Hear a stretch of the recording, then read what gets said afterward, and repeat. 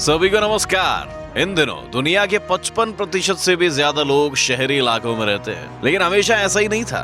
पिछली शताब्दी के मध्य में ये संख्या काफी कम थी। एशिया में तो ये 3 गुना कम थी। लेकिन आज भी करोड़ों लोग छोटे गांव में रहते हैं, जहाँ के लोग खेती और पशुपालन के काम करते हैं। क्या आपको ये बोरिंग लग रहा है? तो आपने अभी तक दुनिया के इन अनोखे गाँव को नहीं देखा भाई साहब। आज हम आपको इन्हीं के बारे में बताने जा रहे हैं। लेकिन इसी बीच दोस्तों, हमारे चैनल को सब्सक्राइब करना ना भूलिए यार, बड़ी मेहनत लगती है। तो चलिए शुरू करते हैं।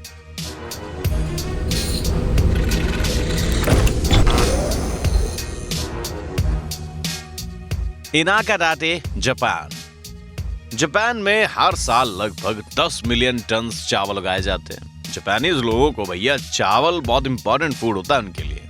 इसे ये हर रोज खाते हैं और इसे सूप के साथ मेन डिश के तौर पर सर्व करते हैं। ये इस फसल के साथ ही अपने खेतों के बीच तस्वीरें भी बनाते हैं। ये अनोखा लैंडस्केप आर्ट जापान के इनाकाडाटे गांव से शुरू हुआ। 1993 में स्थानीय लोगों ने टूरिस्ट को आकर्षित करने के लिए क्या किया, इसे बनाना शुरू किया। लगता है उन्हें पता था कि वो क्या कर रहे हैं, क्योंकि तब से यहाँ पर दुनिया भर से हजारों टूरिस्ट की भीड़ उमड़ पड़ी है और कई जापानीज कंपनियां भी इनके साथ कोलैबोरेशन करना चाहती हैं भैया। लेकिन यहाँ के किसान अपनी कला का इस्तेमाल किसी भी तरह के एडवर्टाइजमेंट के लिए नहीं करना चाहते। वो सिर्फ अपने गाँव के नाम की पब्लिसिटी करना चाहते हैं। लेकिन ये मास्टरपीसेस को बनाते कैसे ये? The answer is simple। ऐसी ड्राइंग्स बनाने के लिए किसान अलग अलग रंगों के चावल की फसल उगाते हैं। इन्हें पुरानी जापानीज कहानियों से इंस्पिरेशन मिलती है। हालांकि ये दुनिया भर के कल्चर्स की ड्राइंग भी बनाते हैं। पिछले कुछ सालों में इनाकाडाटे के खेतों में मोनालिसा, फ्रेंच कमांडर नेपोलियन और अमेरिकन एक्ट्रेस मैरिलिन मोनरो की ड्राइंग देखी गई।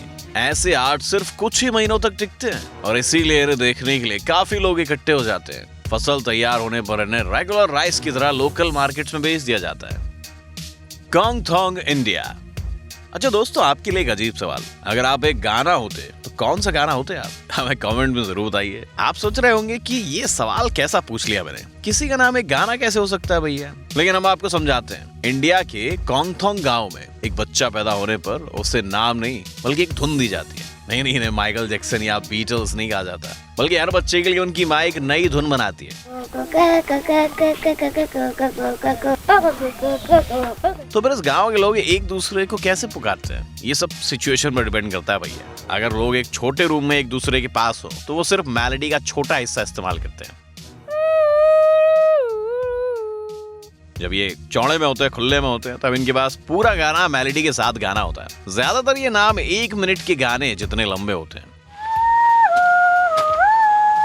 कॉन्गथोंग के निवासियों ने खेती करते हुए इस परंपरा की शुरुआत की थी। बात ये थी कि पहले वो सीटी बजाकर एक दूसरे को पुकारते थे। हाई फ्रिक्वेंसी की वजह से सीटियों की आवाज दूर तक नहीं सुनाई देती थी। पुराने जमाने में खेत काफी बड़े बड़े होते थे और कोई मोबाइल फोन्स वगैरह तो थे नहीं। ऐसे में अगर आप अपने पार्टनर को आवाज दें तो उसी नाम का दूसरा इंसान आपकी ओर आ जाता था। अब जाहिर है एक स्पेशल गाना इस मुसीबत का अच्छा सोल्यूशन था भैया। लेकिन बदकिस्मती से ये परंपरा खत्म होती जा रही है और कॉन्गथोंग के लोग अब नॉर्मल नाम रखना पसंद करते हैं। हालांकि हमें सच में उम्मीद है कि भविष्य में भी हमें मेलोडी भरे नाम सुनने को मिलेंगे।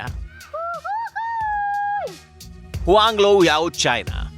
क्या आपने कभी सुंदर प्रिंसेस रापुंज़ेल का कार्टून देखा है? हालांकि ये सिर्फ एक फेरी टेल है, लेकिन इसे देखते टाइम हर किसी ने सोचा होगा कि क्या सचमुच बाल इतने लंबे हो सकते हैं? वेल, इसका जवाब है जरूर हो सकते हैं। चाइना के इस गांव की महिलाएं इसी के लिए तो मशहूर हैं। हुआंगलो याओ नाम के एक छोटे से गांव में आज भी एक पुराना ट्रेडिशन चला आ रहा है, जिसे हर महिला को मानना ही पड़ता है। इसके अनुसार हर लड़की को बचपन से अपने सिर पर एक मोटी ब्रेड बनानी होती है। ये महिलाएं जिंदगी में सिर्फ एक बार अपने बाल काट सकती हैं, जब वो शादी के लिए तैयार होती हैं। इसके बाद जब वो महिला अपने पहले बच्चे को जन्म देती है, तब वो दोबारा अपने काटे हुए या टूटे हुए बालों का ब्रेड्स लगा सकती हैं। उन्हें अपने टूटे हुए बालों को भी संभाल के रखना पड़ता है। लेकिन ये इतना जरूरी क्यों है? कई लोग सोच रहे होंगे कि इस गांव की महिलाएं तो काफी तकलीफ में गुजरना पड़ता होगा। हालांकि यहाँ की लड़कियों को इस बात से कोई परेशानी है नहीं और उन्हें अपनी परंपरा पर गर्व है। एक्चुअली उनके लिए ये खूबसूरती, अच्छी सेहत और समृद्धि की निशानी है। वैसे इनके सिल्की बालों का सीक्रेट किसी को पता नहीं है। ये सीक्रेट दादियों से माताओं को और फिर बेटियों को पास किए जाते हैं। क्या बात है। गुमातापुरा, इंडिया। अच्छा एक बात बताऊं आपको, किसी एक कल्चर में नॉर्मल लगने वाली बात ना दूसरे लोगों को थोड़ी अजीब लग सकती है। नहीं, मैं सही बता रहा हूँ, अगर आप दुनिया के अलग अलग हिस्सों में जाएंगे ना तो हमारी बात से बिल्कुल सहमत हो जाएंगे। लेकिन इस गांव की परंपरा कुछ ऐसी है जो खुद भारत में रहने वाले लोगों को भी समझ में नहीं आती। उनकी खोपड़ी खोचों में खलबली मची रहती है। फॉरेनर्स तो दूर की बात है भैया, वो तो समझ ही नहीं सकते। बता दें कि इस रिवाज का होली से कोई लेने देना नहीं है। पहले बता दूं, इसकी शुरुआत गुमाटापुरा से हुई थी। यहाँ हर साल दिवाली का त्योहार धूमधाम से मनाया जाता है। जब पूरा देश पटाखों के साथ त्योहार मना रहा होता है तब गुमाटापुरा के निवासी एक अनोखे तरीके से इसका मजा लेते हैं। एक दूसरे पर गाय का गोबर फेंकते हैं। यहाँ के लोग कहते हैं कि इससे उनकी सेहत अच्छी रहती है। आय हाय, आपको तो पता ही अपने इंडिया में गाय को कितना पवित्र माना जाता है। आश्चर्य की बात यह है कि इस त्योहार में हिस्सा लेने के लिए उत्तर प्रदेश से भी कई लोग गुमाटापुरा आते हैं। ये अपने साथ गोबर ले आते हैं और उन्हें स्नो बॉल की तरह एक दूसरे पर फेंकते हैं। मानना होगा काफी ओरिजिनल है यार। बजूल, बर्किना फासो। अच्छा, एक तगड़ी बात बताता हूँ आपको। पुराने जमाने से लोग अक्सर शार्क या मगरमच्छ जैसे खतरनाक शिकारियों से दूर ही रहते थे। रहते ही आ रहे हैं। लेकिन इनमें कुछ एक्सेप्शंस भी होते हैं। हमें पता चला है कि कुछ लोग रेगुलरली खतरनाक जानवरों का सामना करते हैं। इस बात का अच्छा एग्जाम्पल बजूल नाम का एक गांव है जो वेस्टर्न अफ्रीका के एक छोटे देश बर्किना फासो में फंसा है। यहाँ की नदी में 100 से भी ज्यादा बड़े मगरमच्छ रहते हैं। लेकिन क्या आपको ये लगता है कि यहाँ के लोग नदियों से कई किलोमीटर की दूरी पर रहते होंगे? Absolutely not. यहाँ के बच्चे इसी पानी में नहाते और खेलते हैं। वहाँ की महिलाएं घर का पानी यहीं से ले जाती है और तो और टूरिस्ट भी यहाँ इन खतरनाक जीवों के साथ फोटो लेने पहुंच जाते हैं। ये कई दशकों से चला आ रहा है। इन बातों पर यकीन करना थोड़ा मुश्किल है, लेकिन बायोलॉजिस्ट का कहना है कि यहाँ के म्यूजियम की वजह से मगरमच्छ शांत और कम आक्रामक हो चुके हैं। गर्मी के दिनों में जब पानी पूरी तरह खत्म हो जाता है तब ये जीव हाइबरनेशन में चले जाते हैं। भले ही मगरमच्छ पूरे जगे हुए हो, लेकिन तब भी वो इंसानों पर हमला नहीं करते। ऑन द कॉन्ट्ररी, ये शिकारी इंसानों के साथ सुख और शांति से रहते हैं। क्या बात है।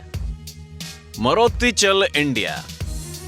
क्या आपने पहले ही the Queen's Gambit TV series देख ली है, जिसने पिछले साल सारी दुनिया को हिला दिया था? अगर नहीं देखी तो भैया हम आपसे थोड़ी जलन हो रही है। इस सीरीज की कहानी पिछली सेंचुरी पर आधारित है, जब स्मार्टफोन और वीडियो गेम्स नहीं हुआ करते थे। इसलिए उस टाइम के नौजवान चेस जैसे खेलों को खेलते थे। आज भी खेलते हैं। अरे भैया, आज के जमाने में तो आप शायद ही मॉस्को या लेक्सिंगटन की सड़कों पर किसी को चेस खेलते देख पाओगे। हालांकि भैया, इंडिया के अपने मरोत्तीचल गाँव में आप हर तरफ ऐसा दृश्य देख सकते हैं। 6000 की लोक संख्या वाले इस गांव में आधे से भी ज्यादा लोग चेस खेलने में माहिर हैं। यहाँ का इतिहास भी काफी दिलचस्प है भैया। 50 साल पहले मरोत्तीचल के लोग अपना ज्यादातर समय बार्स और गैम्बलिंग करते हुए बिताते थे। एक समय पर इस गांव में अपराध काफी बढ़ गया था और खून खराबा आम बात हो चुकी थी। इस स्थिति पर काबू पाने के लिए एक छोटे रेस्टोरेंट मालिक ने अपने ग्राहकों को चेस सिखाना शुरू किया भैया। इस ब्लैक एंड व्हाइट बोर्ड का कॉम्बिनेशन ने स्थानीय लोगों पर जादू कर दिया। जल्द ही हर कोई इसे खेलना चाहता था, सीखना चाहता था। कुछ ही सालों में इस रेस्टोरेंट के मालिक ने 700 से भी ज्यादा लोगों को ये गेम सिखा दिया, जिन्होंने इस खेल को अपने बच्चों और पड़ोसियों को सिखाया।